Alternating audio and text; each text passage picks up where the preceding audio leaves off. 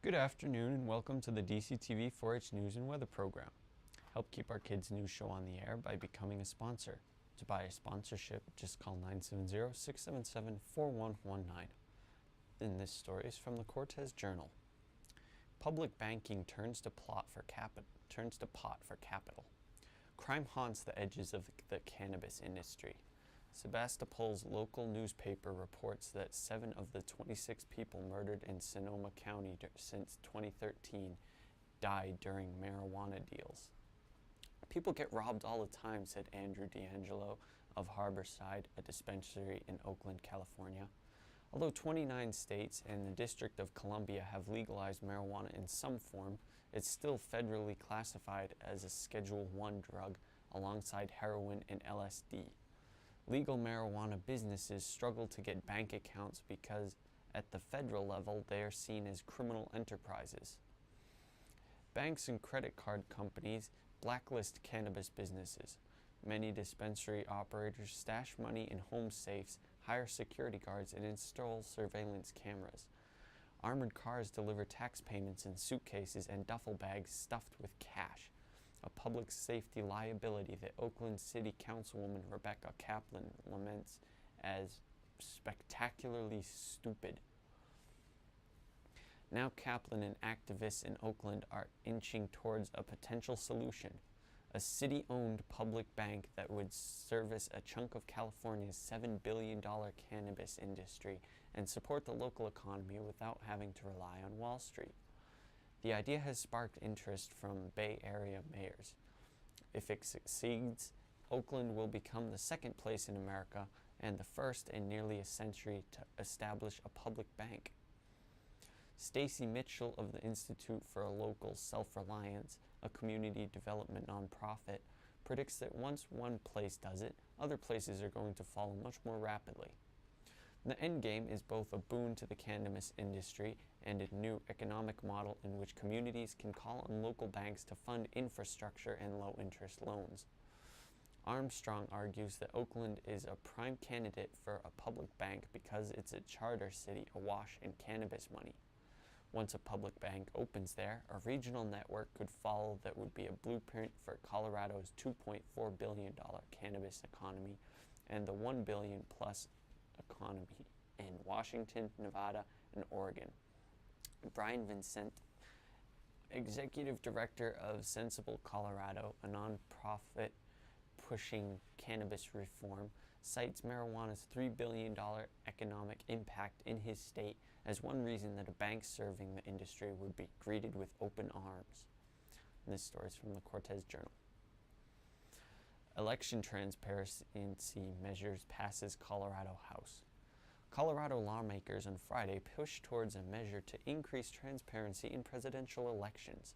House Bill 1328, which would require candidates for presidency and vice presidents to submit their tax returns to the Colorado Secretary of State as a condition of being placed on the ballot. It was passed on a 36-28 party line vote, with Republicans opposed. Republican Chris Hansen, Democrat from Denver, said that Bill 1328 is needed after the refusal of President Donald Trump to make his tax returns public. There's no doubt that the 2016 election is on everyone's mind. It would be silly to pretend otherwise, but I think it's that experience that highlights the importance of requiring this disclosure, Hansen said.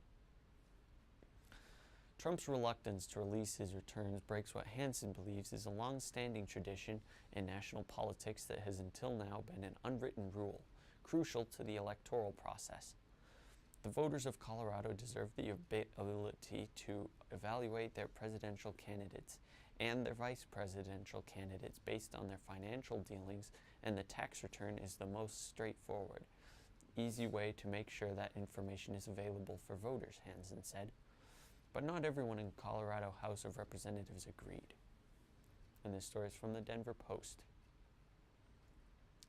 Man arrested in Logan County wildfire that burned more than 30,000 acres, destroying homes and cattle. A 39-year-old man has been arrested on suspicion of igniting a more than 30,000-acre wildfire in northeast Colorado last month, which destroyed homes, outbuildings, and cattle in its path. Patrick Svoboda was allegedly welding on a metal feed through a trough in a dry cornfield in roughly 50-mile-per-hour winds on the day the blaze began, sending flames racing across the drought-parched prairie towards the town of Haxtern, the Logan County Sheriff's Office says. Svoboda is accused of second-degree arson, a Class 4 felony, and reckless endangerment in the fire, and was arrested last week and booked into jail without incident. 3 homes, several outbuildings and vehicles, and hundreds of cattle, which destroyed in the fire, which scorched 32,546 acres. It took about 2 days for the fire to be fully contained and extinguished by an army of volunteer firefighters, farmers, and first responders who raced to battle the blaze from across the state.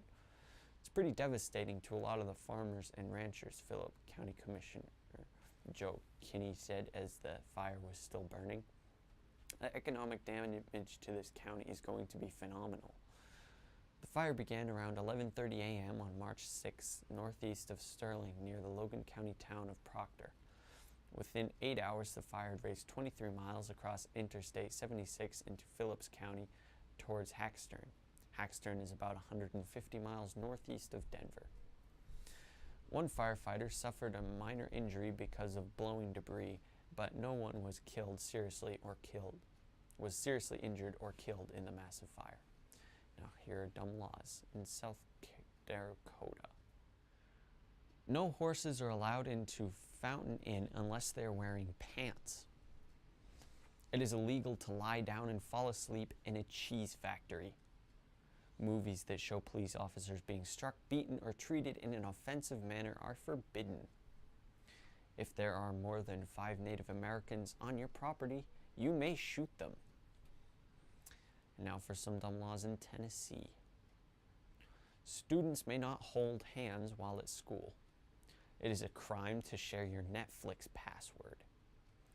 It is illegal to post images online that cause emotional distress without legitimate purpose. Stealing a horse is still punishable by hanging. No Christian parent may require their children to pick up trash from the highway on Easter Day. It is legal to gather and consume roadkill. Hollow logs may not be sold. More than 8 women may not live in the same house because that would constitute a brothel. It is illegal to use a lasso to catch a fish. Definition of dumb animal includes every living creature. Interracial marriages are illegal. Tattooing a minor is a misdemeanor. It is illegal to dare a child to purchase a beer. And now for the current weather report. The current temperature is 53 degrees. High for today was 53 degrees. The low is 39 degrees. Humidity is at 31%. There's been no rain for today. Rain for the month is 0.23 inches. The barometric pressure is at 29.52 inches and is rising. Winds are lighter from 1 to 12 miles per hour out of the northwest. And now for the big map. A warm front off the northwest coast is pushing moisture inland, and that system is so large that it even includes us and the vast majority of the nation up the Mississippi River Valley. There's a patch of freezing rain possible in Wisconsin and the upper Great Lakes region. In fact, only the small area of Michigan fanning out as it goes south may be the only area without some kind of moisture activity. Now here's your exclusive DCTV 5-day forecast. Wednesday, rain showers, high of 58, low of 37. Thursday, partly sunny, high of 54, low of 30.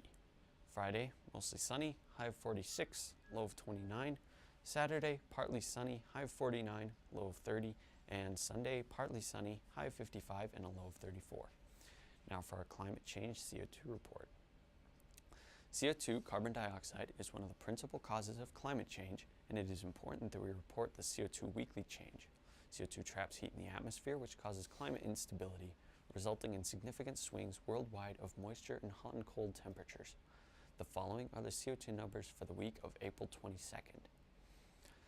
Last week it was 409.61. Week before last was 408.85. 1 year ago was 407.48. 10 years ago was 387.49. And 50 years ago it was 324.42. Thank you, Dr. Peter Tanz of the National Oceanographic and Atmospheric Administration and Michael McGee of the CO2.Earth website for this information. Remember, you can help keep our kids' news show on the air by buying a sponsorship. To buy a sponsorship, just call 970-677-4119. Thank you, and now back to our news director. Yes, sir, Bob. That's the end of today's DCTV 4-H news program. This is your news director, Harvey, saying good night and thank you for watching.